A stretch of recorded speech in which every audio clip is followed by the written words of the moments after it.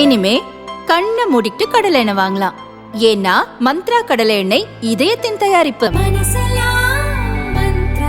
சுரா கைடு எளிய முறையில் TNPSC தேர்வில் வெற்றி பெற latest new question paper pattern அடிப்படையில் உருவாக்கப்பட்ட ஒரே கைடு சுராஸ் TNPSC கைடு. அனைத்து புத்தக கடைகள் மற்றும் புத்தக கண்காட்சியில் கிடைக்கும். திருவாரூர் கொரடாச்சேரியில் நடந்த தேர்தல் பிரச்சார கூட்டத்தில் முதல்வர் ஸ்டாலின் உரையாற்றினார். இந்தியாவில் ஜனநாயகம் இருக்க வேண்டுமா என்பதை முடிவு செய்யும் தேர்தல் இது. பாஜக மீண்டும் ஆட்சிக்கு வந்தால் ஜனநாயகம் இருக்காது.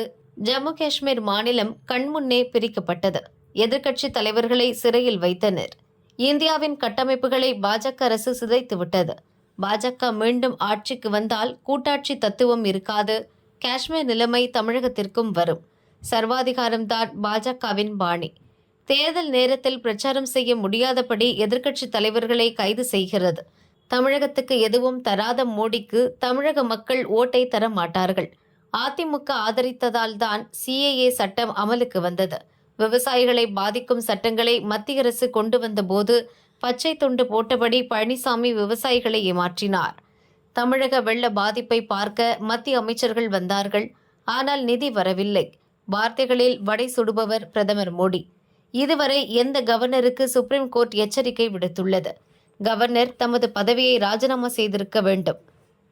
ஆட்சியில் இருந்தபோதும் பழனிசாமி எதுவும் செய்யவில்லை.